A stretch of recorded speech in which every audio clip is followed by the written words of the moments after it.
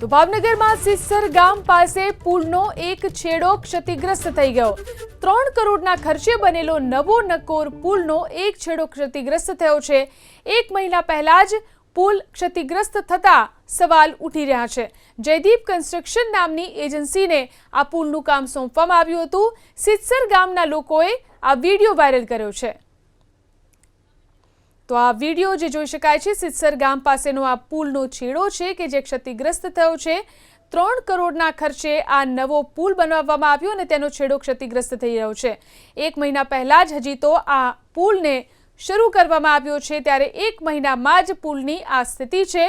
Jaydeep construction નામની એજન્સીને આ પુલનું કામ સોંપવામાં આવ્યું હતું। સિસ્સર ગામના લોકોએ જ આ વિડીયો વાયરલ કર્યો છે।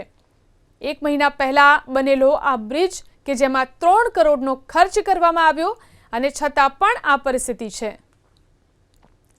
વધુ જાણકારી મેળવી અમારા સંવાદદાતા પાર્થ ફોન લાઈનથી જોડાયા છે। જી પાર્થ, હજી 1 મહિના પહેલા આ બ્રિજ બન્યો છે, શું સ્થિતિ છે તેની અને કેટલી હાલાકી સ્થાનિકો ભોગવી રહ્યા છે? જણાવી દઉં, ભાવનગર શહેરમાં વિકાસની આગળ હવે ભ્રષ્ટાચારનું નામ લાગી ગયું હોય તેવું લાગી રહ્યું છે। તાજેતરની અંદર શહેરનો જે સિસ્સર ગામ પાસે ₹3 કરોડ રૂપિયાના ખર્ચે નવો નક્કોર પુલ બનાવવામાં આવ્યો છે, પરંતુ આ જે પુલ છે તે બેસી ગયો હોય તે પ્રકારના દ્રશ્યો સામે આવ્યા છે। ગામ લોકો દ્વારા જ આ જે પુલ છે તેમનો વિડીયો બનાવી અને વાયરલ કર્યો છે। જોકે આ દ્રશ્યોની અંદરથી જોઈ શકાય છે કે પુલ કેટલો જોખમી બની ગયો છે।